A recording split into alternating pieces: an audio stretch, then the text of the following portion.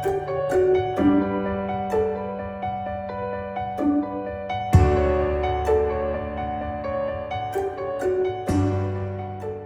saudara, jumpa lagi dengan saya Pendeta Andreas Sinaga. Negara kita saat ini sedang menghadapi virus corona.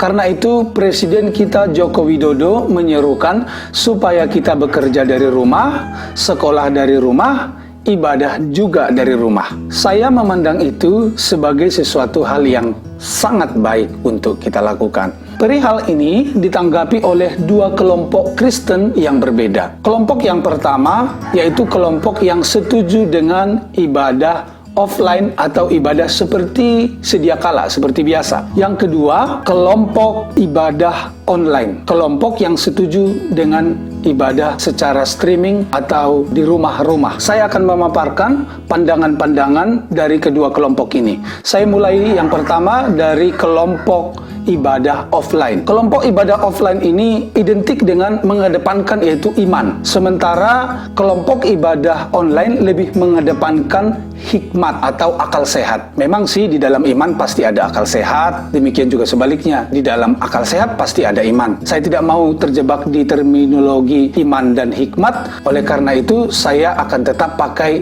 istilah ibadah offline dan ibadah online. Yang pertama, kelompok ibadah offline punya pandangan mengapa gereja kalah dengan intimidasi dunia terkait virus corona dan tidak berani melakukan ibadah seperti biasa. Yang kedua, di mana kebenaran daripada gereja yang selama ini mengkhotbahkan tentang kuasa yang sangat besar yang dimiliki oleh orang-orang Kristen, sementara ibadah saja takut. Yang ketiga, kenapa kita kalah dengan virus corona?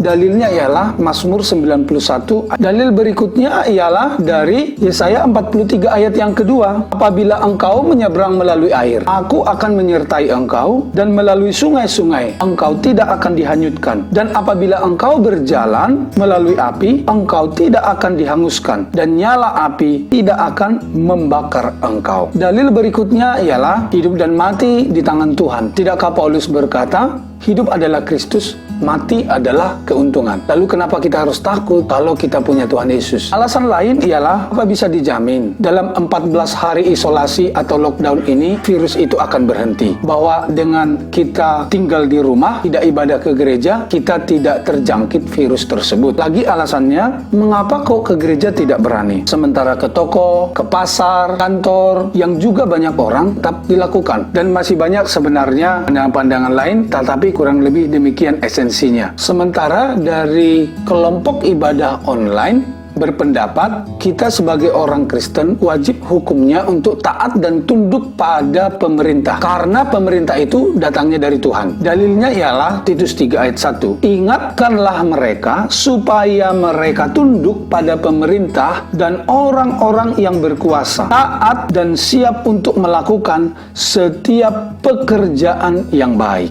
Berikutnya ialah jangan mencobai Tuhan dong. Sudah tahu di depan ada bahaya, tetapi masih didatangi juga. Konyol namanya. Dengan dasar Amsal 22 ayat 3 dan 27 ayat yang ke-12 bunyinya sama. Kalau orang bijak melihat malapetaka, bersembunyilah ia. Tetapi orang yang tidak berpengalaman berjalan terus, lalu kena celaka. Yang tidak kalah menarik ialah beriman sih oke, tapi jangan egois, jangan sombong, sok punya kuasa. Kan percuma beriman tapi tidak menjadi berkat bagi orang lain. Kelompok ini juga beralasan bahwa ibadah itu tidak harus di gereja, tapi bisa secara pribadi. Tetapi jika engkau berdoa, masuklah ke dalam kamarmu, tutuplah pintu, dan berdoalah kepada Bapamu yang ada di tempat tersembunyi. Maka Bapamu yang melihat yang tersembunyi akan membalasnya kepadamu. Ibadah itu tidak harus komunal, tetapi ibadah itu bisa juga personal, di rumah-rumah, tidak harus di gereja. Kira-kira begitu, saudara ya. Saudara, sebelum saya sampai di kesimpulan,